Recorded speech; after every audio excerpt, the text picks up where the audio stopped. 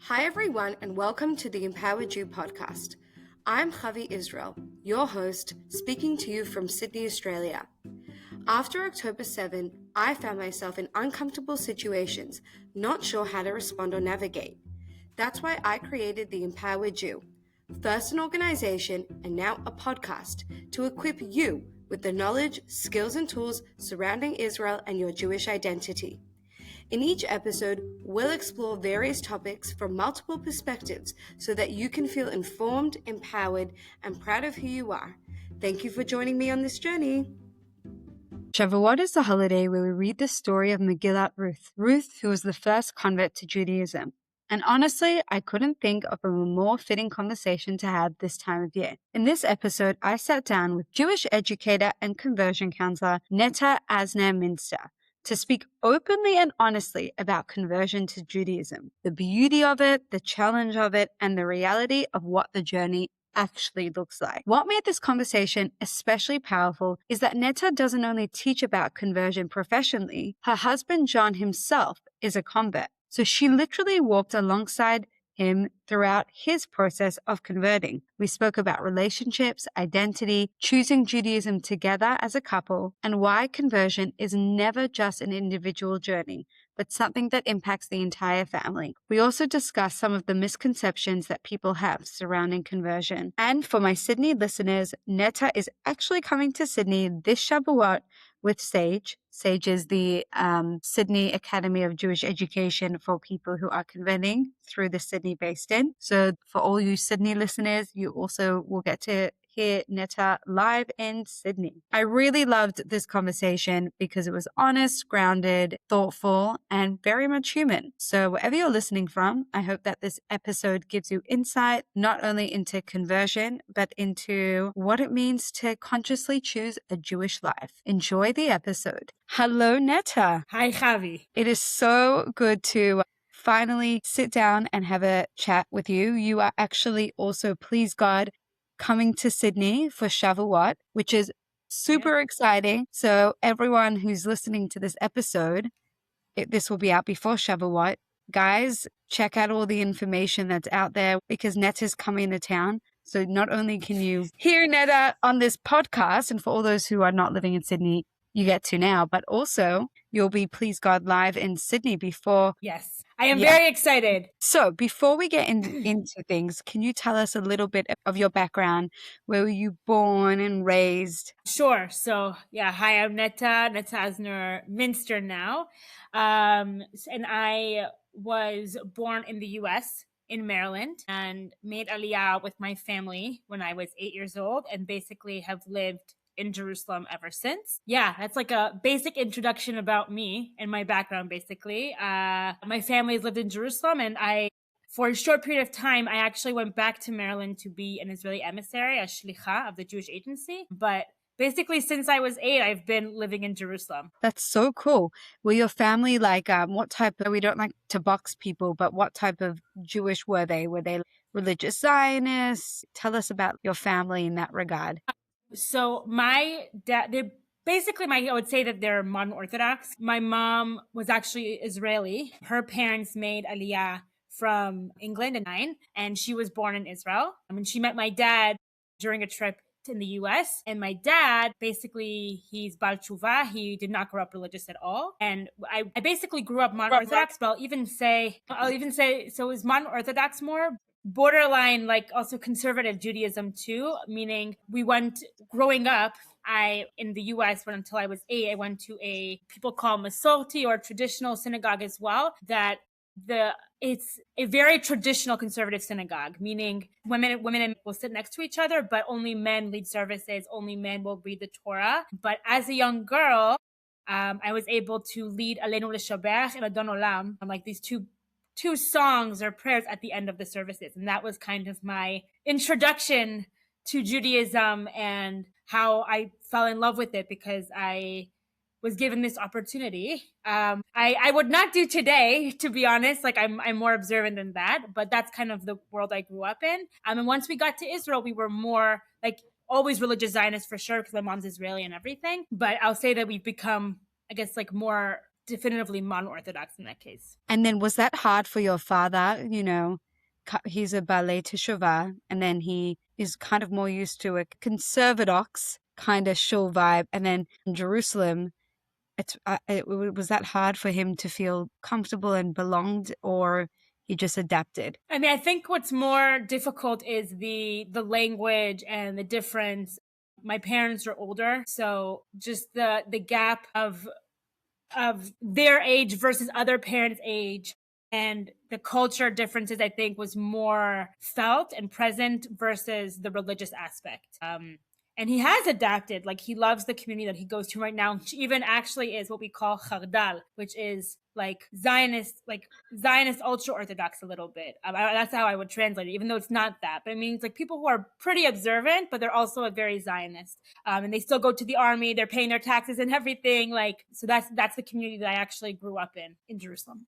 That is so epic. I always get jealous of families made Aliyah when they were young, because once you get older and you then become comfortable in your surroundings to make Aliyah, it's just huge and daunting. Anyway, this is not even going to frame our conversation, but I feel like I really have a mission and purpose outside of Israel right now. But I still get jealous of people who are like, yeah, I made Aliyah when I was young. And I'm like, I wish my parents did that. And then I got to live in Israel, but without having to actually make that choice. That you're just used to it. That the being an adult in Israel is not easy. You know, the low salaries, high rent, and high expenses, just and dealing with life here in general. But if you're used to it as a kid, and that's part of your culture, like you appreciate so much of it, like the aspects that you appreciate of, you know, that it's a Jewish state, that your holidays and your vacations are according to the Jewish calendar, that people understand where you're coming from. You don't have to explain various things. And it's like,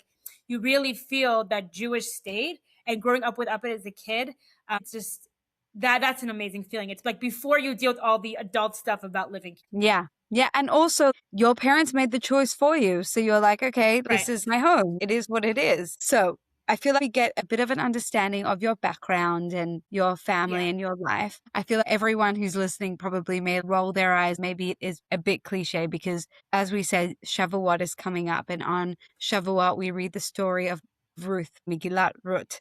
And she is essentially the first convert who converts to Judaism. And so on Shavuot, I feel like it's the tradition that people who converted and chose Judaism for themselves usually get interviewed or, speak and inspire, because receiving the Torah is something that we also have to actively choose every single day, really.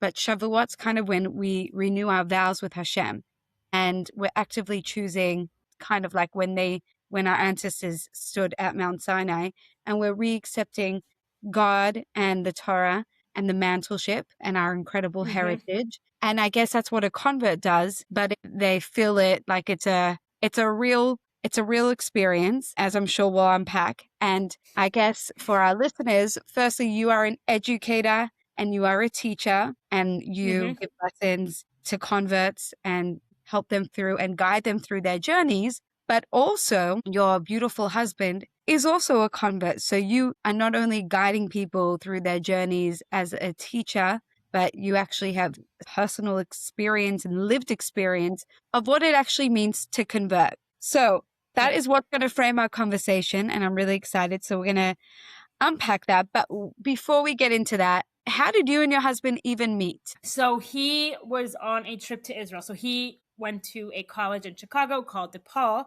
and the Chicago Federation was actually sending student leaders from the campus, like people who were heads of various clubs, to Israel for a free trip, specifically primarily for non-Jews, but the purpose was to learn about the Israeli-Palestinian conflict. And I was an Israeli student on a panel during this trip because it was the same trip organizer that I had participated on a birthright trip. I was an Israeli soldier. I served in the IDF, and when I was on a birthright trip, it was the same trip organizer. So I got this opportunity, and that's how we met for the first time. So it was just like a few hour meeting, and we became Facebook friends. But it was only a few months later when I did my first trip back to the US for the first time since my family made Aliyah.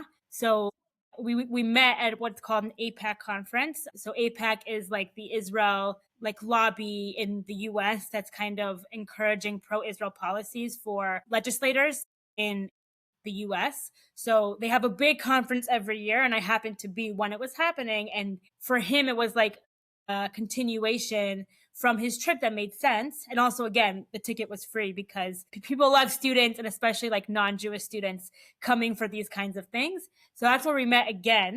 And after we met here at the APAC conference, that's when we started like talking long distance, by the way. He was in Chicago at school and I was in Israel. And it was just, communicating like I do with many friends that I have that are in the US or different parts of the world, because that's just my personality and who I was.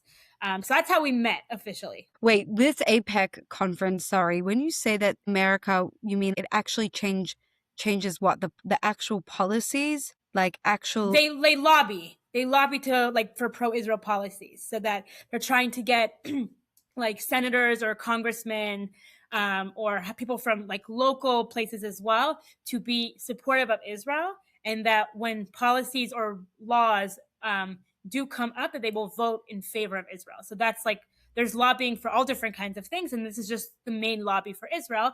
Obviously, primarily Jews are a part of it, but not necessarily. And the idea is that it's nonpartisan, that you can be from both sides of the political spectrum and be supporting pro-Israel policies. Got it. That's so cool. I feel I learn something new every day, and there's so many organizations that I can't keep up.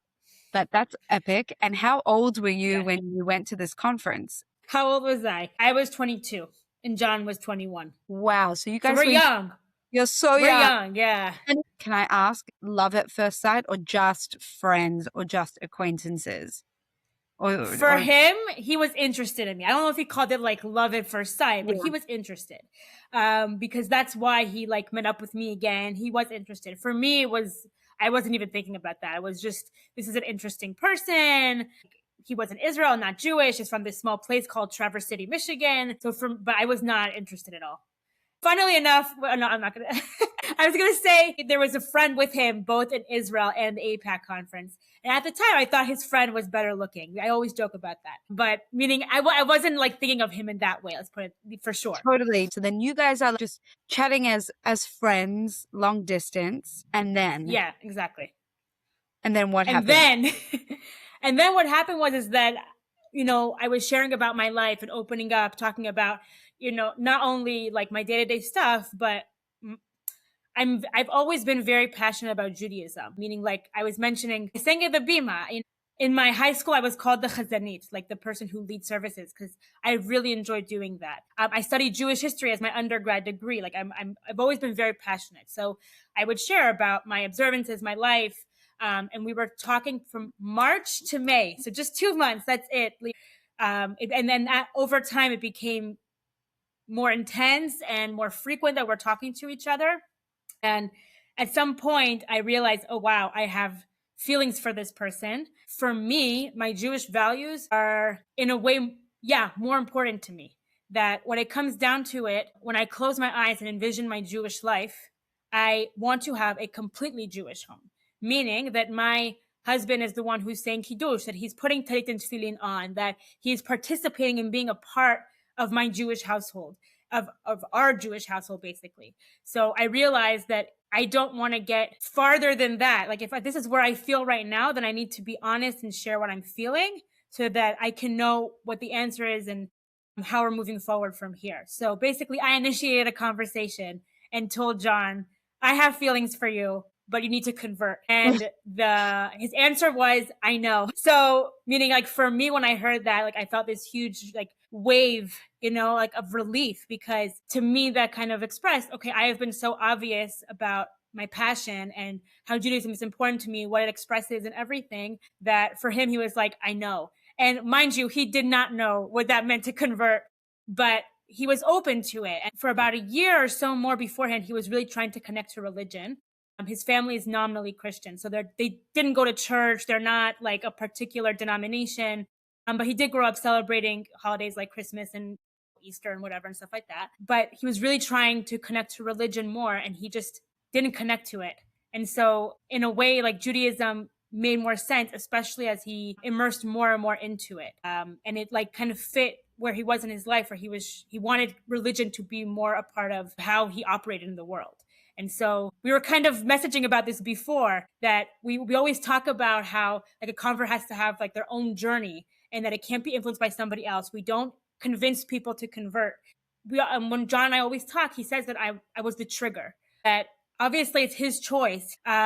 He's taking every step of the way. He's taking himself, the observances, going to Shabbat, going to a community. It's a lot of work that you're putting in and you're taking upon yourself. But definitely like me coming into his life, sparked that journey and began it, if that makes sense. Yeah. Yeah, it definitely does. And people like, they converted for love or to get married. And that might be the trigger, but actually, tachlis, like in actuality, there is so much effort and you're literally changing every single part of your entire life. So it has to be, you would hope, and it has to be lishma, like it has to be authentic. Otherwise you wouldn't continue and actually do it. So it made, like you said, you were the trigger, but then John had to do everything else. If John's in America and you're in Israel, how did he even know where to turn to? Did he like go to his local Chabad? I don't know. How did the actual process and journey begin? So I'm very blessed. So I knew he was in Chicago, and I had a friend from the army who, fun fact, I told him about John a month before this whole thing happened. He was like, Netta, like, don't do this. Stop it. Like, you have to end it. You have to like not do, what are you getting yourself into? He's on the other side of the world and he's not Jewish. Like, what are you thinking to yourself? And then I said, Josh, do you remember that guy I told you? Well, I think he's gonna, he's interested in converting. Could you connect us to somebody? And really, I looked back recently because I was preparing for my speeches for Australia, which I'm going to be sharing my story on a little bit. So I actually went back into the messages and I found he actually sent the number and email of the rabbi who became John's sponsor rabbi. So this is the synagogue that my friend Josh actually went to. And he connected us with like the rabbi who was there, and that essentially became John's sponsor rabbi. And I will say, as somebody who's now heard so many stories of people, we had a very like smooth experience, meaning when John sent an email, the rabbi answered him and then he was able to have a meeting. And as long as he was into the process himself, he didn't have somebody who was like gatekeeping anything from him. Like there wasn't a situation of, oh, you need to do this, that, and the other, and only then you can start your process. It was very clear that the process is in fact the process. And as long as he was immersed in it and passionate and consistent, then he would get through it. So yeah. And I'll even say that one of the families that John went to consistently were Josh's parents. And so he actually became very close to them during his process because he would go every Shabbat and every holiday to the community because it was about like a 30-40 minute drive from where he was living and where his college was based. So he would spend a lot of money on Uber, but every Shabbat and every holiday, and he would spend it fully within the community. So that already goes to show part of the dedication he had once he officially started the process. So just to take a step back, I always thought that if someone wanted to convert, that they had to go to a Beis Din, and then the Beis Din had to either approve or, basically you either get accepted or rejected. So the Beis Din will say, why do you want to convert? You don't want to convert. Being Jewish is hard work, or the Jewish people are hated. And they like try their best to like, I don't know why I have this vision of someone coming to the Beis Din and they're basically saying, you don't want this life. And then they like kind of kick the person out of the Beis Din, and then the person has to come back a second time, and then the person has to come back a third time. And then when the Beis Din sees that the person's really committed and really wants this, then they hook you up with a sponsor rabbi. I never actually heard that term. It's reminding me of AA or something, but I guess it's like a similar, like a sponsor rabbi. And then you have to attend that one shul. The rabbi keeps an eye out, make sure that you come every Shabbos. And then maybe the rabbi hooks you up with a family that you can then go to and learn from and whatever.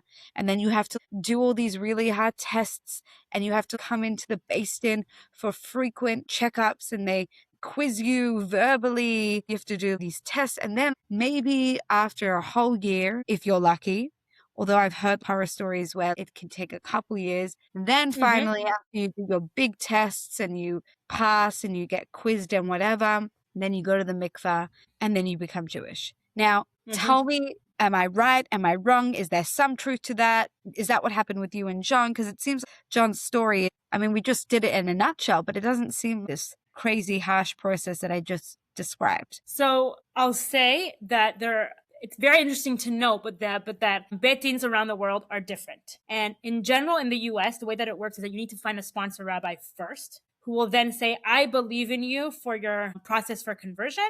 Then you submit an application to the bet din, and then they accept you. Once they accept you, there's a curriculum, there are certain books you need to read. And between each Beit Din meeting, there's usually 3 built in. Sometimes there's more. Sometimes there isn't a curriculum and your rabbi has to just like recommend you to go. So really each place is different. I'll say specifically in Chicago, they have, I don't know, let's say 7 books you have to read before each meeting. And obviously continuously meeting with your rabbi, experiencing the holidays, experiencing Shabbat. And there's a concept like once you've learned something, you need to keep it. So it always would blow my mind, but I say this also to people I'm speaking to. John went to his first Bet Din meeting and did not keep kosher yet because it was only after the first meeting that he was going to be studying the laws of kashrut. So not that to say that he like finished his bet din and then went to eat a cheeseburger, like no, but my point is that he wasn't keeping it strictly because he hadn't learned it yet. And the questions were different. Like the first bet din more spoke about what is Torah Shebel Peh, what is the oral law, what are the 3 prayers during the day that we do. It's like more general. But once you get to the second and third meeting, it's very specific ones about Shabbat and observance and how what do you do? Can you put the lemon on the salad, or how do you do it? Can you open the Bible that has words on it? Like they're asking all these particular things because this will practically tell you if you have the knowledge for living completely a Jewish life. Now, there's other places and that's kind of the process more or less in the US, I would say. Other places worldwide, particularly Europe, and I want to say also Australia. I know specifically Melbourne has like 7 modules, and you have to have like a meeting each time with the Beit Din. So there are many more meetings that are a part of it. And for example, in the UK, you have to be in a synagogue, in a community for an entire year before you can submit your application to the Beit Din. But sometimes people go through the Beit Din first. Often what I recommend is actually approaching a rabbi first, because then you are already connected to a rabbi, connected to a community. They can vouch for you when you're approaching the Beit Din. They have connections to the Beit Din usually. I'll say also in France, it's a whole like multiple year process. So each place is different, but I will say that 3 times pushing away, some rabbis do that on their own. There is no like halachic obligation that you have to turn away somebody 3 times, because within the process itself, that the purpose of the Beit Din meetings is to actually say those things. With one of John's meetings, I think it was the second or third, they addressed anti-Semitism. John had a visit to Israel, visiting me and my family. And they said, what was the feeling like going to the Kotel? Now somebody in the process versus beforehand when you went to that first visit in Israel. Like now you're a Jewish person, you are putting a kippah on or like in the process. And what does it feel like to be exposed to the idea of anti-Semitism? So they address these questions as is within the process of the conversion. So that's already kind of like turning away 3 times. Some rabbis do that on their own, but it's not necessarily a part of the process that the Beit Din is doing even before you officially started the process. So my dream or my hope, and I hope this is not too controversial, but I feel like that the process itself is sometimes so long in of itself, and there's so many opportunities for somebody to drop out if they want to. I wish rabbis, obviously, like each person has their own way of noticing who's serious or not, and I, completely understand that. But I feel that there's sometimes a little bit too much gatekeeping in the beginning when it's unnecessary. Again, that's my personal opinion from hearing people's stories. But I feel like the process has built in, the knowledge and what is required and what you need to do. But also if this was too much for somebody, and they could leave at any moment. That's the purpose of the process, is to really understand what you are taking upon yourself when you are committing to an Orthodox Jewish life. Because that's the purpose at the end of the day, is that once you immerse in a mikveh and you come out, you are now obligated. You have taken upon yourself to become obligated, whereas before you weren't. You didn't have to do all these mitzvot. You don't have to do it. Like you can be a ben noach, and that's totally fine. Like you have a place in the world to come, and you are a worthy human being. But when you're taking upon yourself to take the Torah mitzvot and what that entails, you have to understand what that means. And that's what the process is all about, is to really be okay with that idea. Yeah. Wow. I've got so many questions. So John's in America. He's going through this whole rigorous process, even though it seemed like John had a really great sponsor rabbi, and the Beth Din that he was dealing with seemed to be pretty rational and not too crazy and driving everyone sugar. They seemed to like be, Yeah. They fair. play their That's games the word. too. They play Yeah. their games too, by the way. Like, is he going to have a Bet Din meeting today or is it going to be delayed? Like sometimes you have those games as well, but once it happened, and it was pretty, it was pretty straightforward compared to other stories I've heard for sure. Yeah. So, okay, what would you say your religious level was? Because I guess, you served in the army, so you didn't do Sherut Leumi. Not that there's any Right. judgment, but I'm just trying to gauge. And then you became friendly with a guy who's not Jewish. So would you say when you met John at that time period of your life, you were obviously really connected to your Jewish identity and you felt like a very proud Jew and a proud Zionist, but you were maybe a bit more chill? I don't know. I'm just like assuming based on your story. So then did you feel as John was going through the conversion process, you were also reconnecting to your Jewish heritage? Am I getting that kind of right? 100%. No. So I love first of all, yeah, I'm very open. So please throw me with your assumptions and I will tell you. So I'll say that from the army, I started dabbling with what would it be like if I wasn't observant. So I had one Shabbat that I completely did not keep in my life on purpose.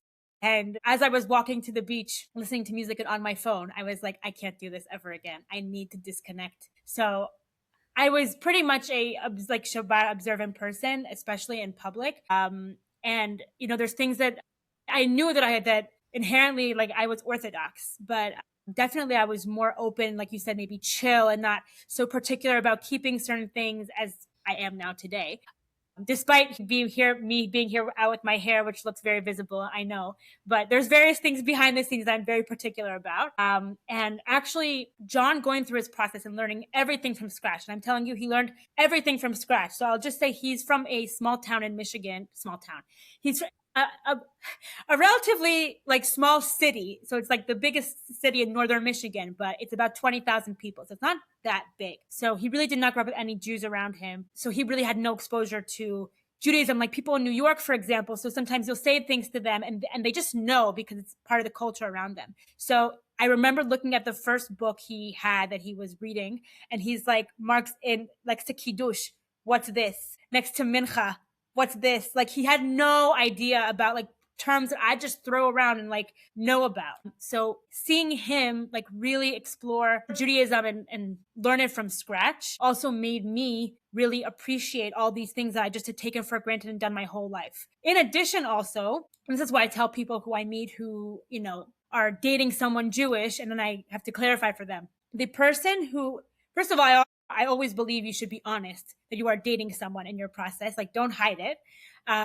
Because they'll eventually be a part of your process and then it won't be good that you didn't mention it. And also think it's a great thing that you have a support system during your process. But when you do have a partner with you that is along for the ride as well, they are a part of the process. And if that person is not on board with being observant, then that will affect the convert's process. And so I had to speak to the Bet Din 3 times, not with him, but they wanted to speak to me. So I met them for the first time on my birthday. They were here visiting in Israel. And that meeting kind of changed my life. They're asking me about my observance. What do I do? Just getting an understanding of my knowledge and kind of my day to day and what do I do? And I left that meeting with a promise to myself. I'm going to start saying shacharit every morning, shacharit, the morning prayer. And I kept that. Since that meeting, I pray shacharit every morning. And so these things really influenced my life and strengthened for me why do I do what I do and to explain it to other people, because all of a sudden now we're also interacting with his parents who are not Jewish at all and have to explain, how are we keeping kosher? What does Shabbat look like? Why is it these times? Until today, my father-in-law has no idea what a washing, what the natla is, what the washing cup is for. And we've explained it to him. But it's there's these things all around them and they need to understand, where does it come from? Why do we do this? What's the purpose? And so being able to do that not only strengthened me as a Jewish educator, but it strengthened my own Judaism too, because I wasn't taking for granted what I was doing. I was being more thoughtful about it, because all of a sudden somebody was doing it now for the first time or observing it from the side, and I had to explain to them. I'm so fascinated because I had no idea that the Beis Din also meets with the partner, but that makes complete sense. And if that were you like dressed like super tzniut, like were you like, oh my gosh, I got like the Beis Din, put on all the modest clothes and everything like that.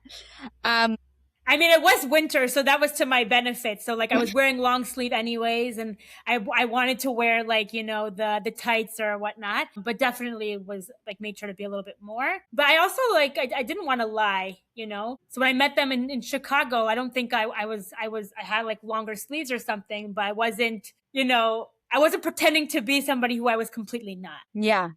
And it's so interesting because you also mentioned be honest throughout the process. Like if you're converting, if your trigger, so to speak, is you want to marry a Jew, be honest about it. It doesn't take away from your, from your story. And in fact, it helps in many respects. Like you said, the support system, which I loved. I'd never even thought of that. Also, I'm realizing, because you're a Jewish educator, what an incredible skill that you had to teach John. Not that you were his formal teacher, but informally. Yeah, I was not. No, but informally, like you're teaching him every time you guys are talking on the phone. I assume you were informally teaching him, and he'd say, wait, what's that? What's that? Or what word is that? And I'm sure you were teaching the whole time, but also you probably picked up the skills and tools on how to actually explain different things and kind of Judaism for dummies. And it's like when you ask like a person who grew up religious, why do you wash your hands for bread? Like that is something that we all do basically every day of our lives, at least every Shabbat. Like most people will do it, even if they're just traditional. And when you actually ask someone, why do you do that? I don't know. I've asked from people that, just like curious to see if they know the answer, and they're like, I have no idea. And I think the answer is it reminds us of the times of the temple before they ate the bread, maybe, and that's also why we dip it in salt. But maybe there's more to it, and maybe you know the answer to that. But did you feel like you had to you kind of got like a whole new vision and understanding of Judaism? Here, why do we do it also on Seder night as well? That it was part of cultures around the Jewish people who would wash their hands at the start of a festive meal. So when we're having bread, that essentially means like it's going to be a meal.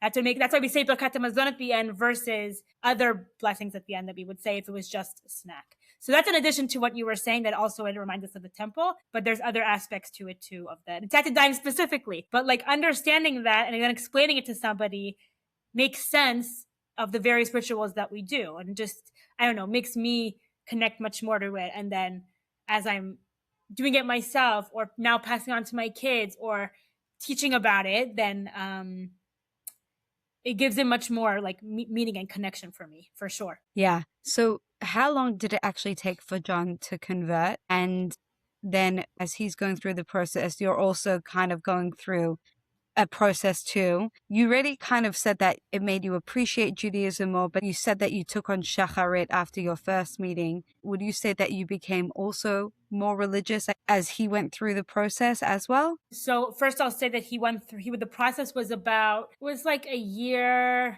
and 4 months, more or less. That was the process for him, but also like it took him to a little bit to like actually start, but he connected with the rabbi around May 2018 and he finished September 2019.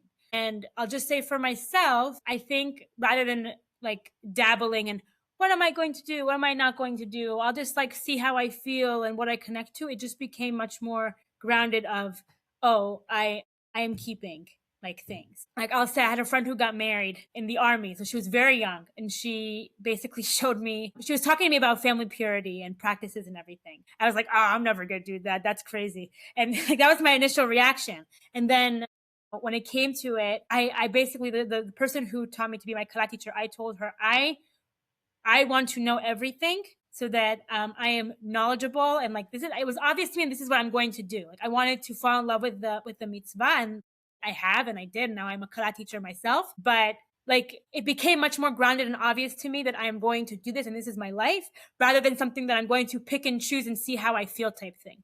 I think it's because I cared much more about the background and the reasons why and where does it come from more than I was thinking about before, thanks to the process. Incredible. And when John was going through the process, was his family cool with it? Were they a bit like, why are you converting? How did they take it? So I think they were nervous. They didn't understand what it was going to mean in the beginning. But I'll say pretty much quite in the beginning, when they came to visit for him by chance for, in Chicago, the rabbi told John, oh, let's give them a tour of the shul, the synagogue.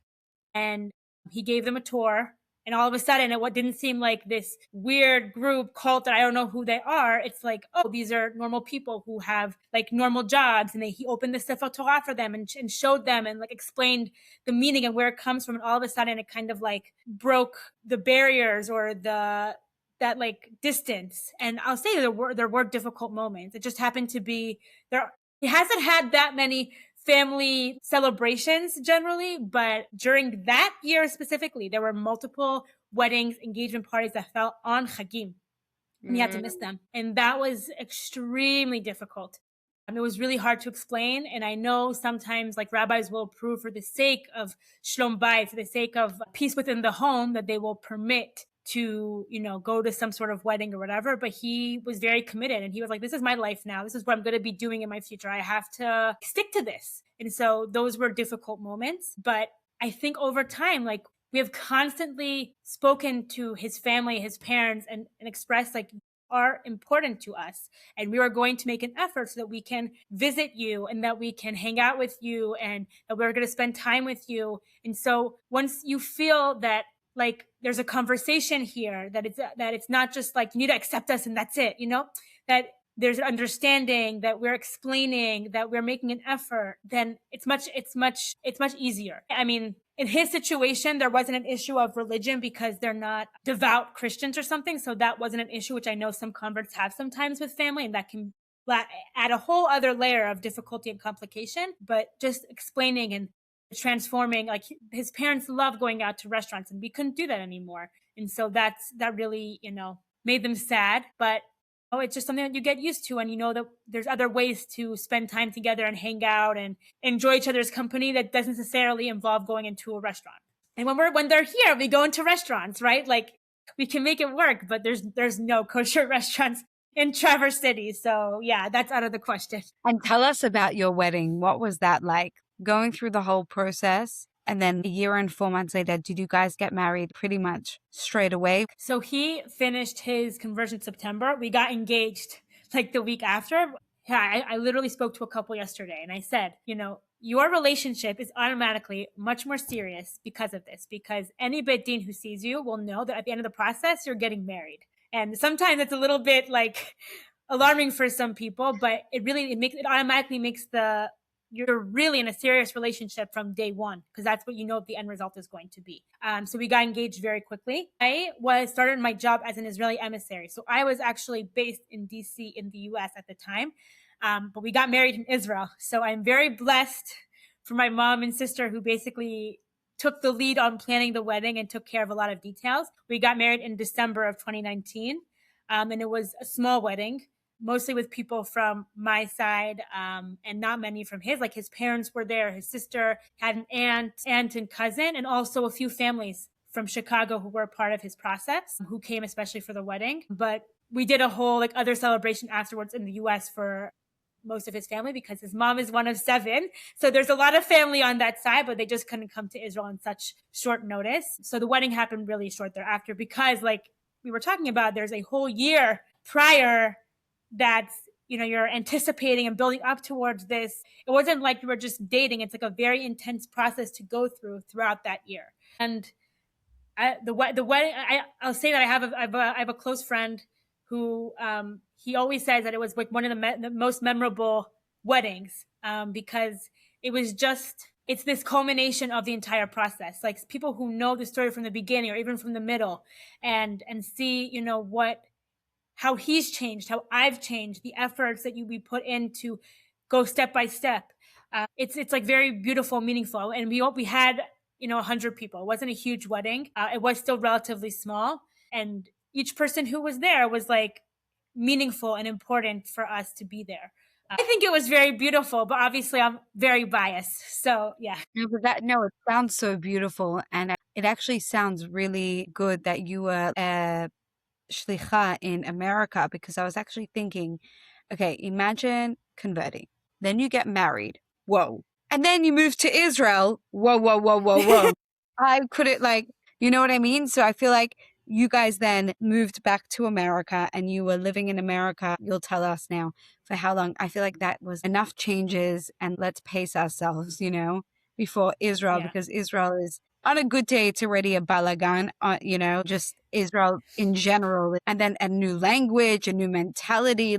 It's a lot. Like if I was John, I would be way too overwhelmed. So I feel like that's also like hashgacha pratit, divine providence, that you guys got married, beautiful wedding, intimate, beautiful wedding in Israel. And then you were living in America. How long were you guys living in America before you moved back to Israel? And I guess for John, it was making aliyah. Yeah. So yeah, I started my job like in August 2019. So then I also was able to settle and acclimate before also going to Israel, being there for 10 days and coming back married. I was a shlicha from 2019 to 2022. So it was 3 years altogether. And during that time there was COVID. So it was very nice to like have a job and be there within a community. I learned the ins and outs of Zoom, like very much so. And that's now become like the base of what I do today also. But like teaching adults or kids on Zoom was pretty much a lot of my experience. And I also gave birth to my eldest daughter. I have 2 girls. I gave birth to my eldest in the US as well. And she was 6 months when John and her made Aliyah and I came back to Israel. So it was a good transition, like you said. But I also want to add that I wanted to be a shlicha ever since I moved to Israel. My grandfather, Zichron Livracha, was actually a shaliach to Australia in the, I want to say like 60s.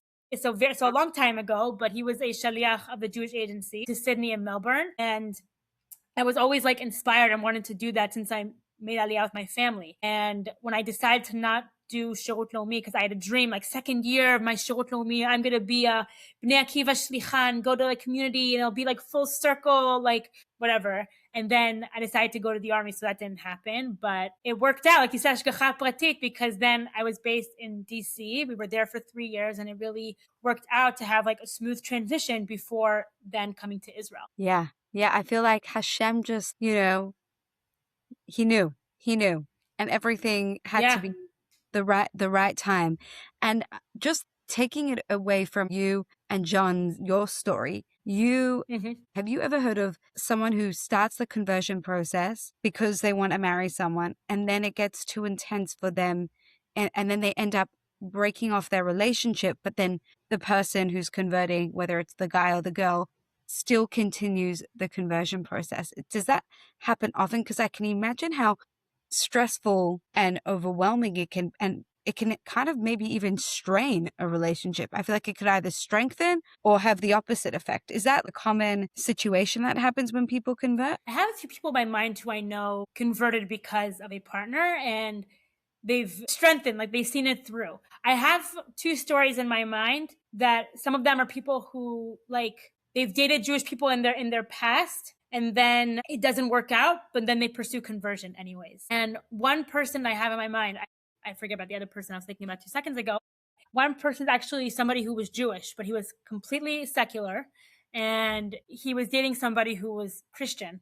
And then as they were engaged, they were planning their wedding, and he's like, oh, I should add some Jewish elements to my wedding. And as he was exploring Judaism further, he was like, wait, and he like really started connecting to Judaism. And I did a consultation with him about, he was like, she wants to convert, but like I know she doesn't really want to. And like he was on this path that he wanted to become more observant, but like she really wasn't a part of it. So they eventually really ended the relationship, and he like went to yeshiva and became like very observant and immersed in the Jewish community. So like that's a story I've heard of before that I've experienced, but I can't think of one when it really like completely breaks the relationship. I'm sure it exists. I haven't come across it myself. And I'll say that I do feel if you are connected and committed and that relationship is strong, that the partner is there as a support system, and they like want to be a part of the journey and support it and everything. So yeah, I don't have in my mind like a particular story that like it broke off and then they continue the process. Yeah.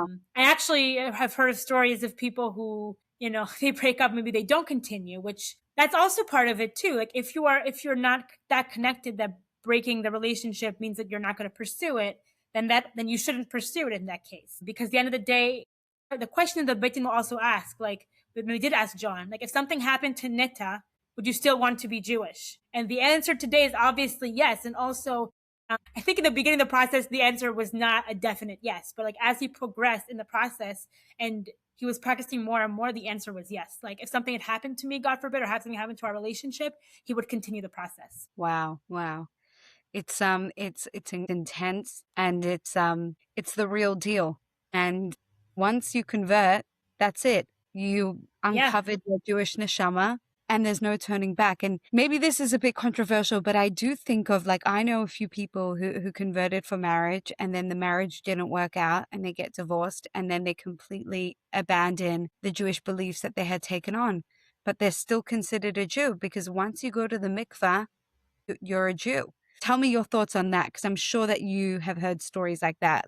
That's a bit more common, maybe. I was just saying, it's not only that you're a Jew, but you're obligated. Like, meaning, whereas beforehand, it was, you know, you don't have to, you're not obligated in mitzvot, and you don't have to keep Shabbat, keep kosher, all these things. Like, when you have immersed, like, you are taking upon yourself the sins and what the consequences are of being a Jewish person and not following these things. Like, there's consequences that go alongside it. It's not just that you are now a Jew and we're going to recognize you forever, or taking upon yourself the consequences about not observing these various things. So then what happens if a convert then decides to not, I guess, keep and observe the halachot? Then do they lose their Jewish status? I always was under the impression that you're still a Jew. Like, your neshama. No. I always say, like, no one's going to revoke your Judaism, but I always say, like, you need to go into the process. I always say, when you close your eyes and you imagine your home in the future, is it an observant Jewish home? You need to honestly answer that. And if the answer is yes, then go through it.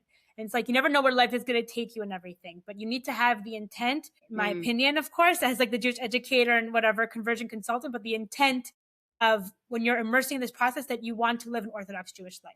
And again, no one's going to revoke your Judaism, but you know, you have that obligation afterwards. That's the thing that you're holding with you compared to before. And when you do your consultations with people, have you said that before? And have you had people who are like, you know what? I don't think conversion's for me. Have you had those conversations before? Yeah. I've had the conversations of Mr. Partner or Mrs. Partner, you're going to have to be observant as well. Or your kids are going to have to convert along with you. Like, I often meet people who it's like one person, and they want to do an Orthodox Jewish conversion, but like their family is not interested in doing that. And it's like, yeah, you can't do that. It's like, it's a whole package deal. And I explain, like, if you're an Orthodox Jewish person, your marriage needs to be kosher. And if your husband is not doing it with you, then the marriage is not kosher. Like, no judgment, whatever, you can live your life and whatnot. But it's like, if this is the lifestyle you want to live, you need to understand how life is viewed and what the rules of the game are, basically. And so, yeah, I've had conversations also about that observance and doing it for the sake of actually choosing Orthodox Jewish life. And most consultations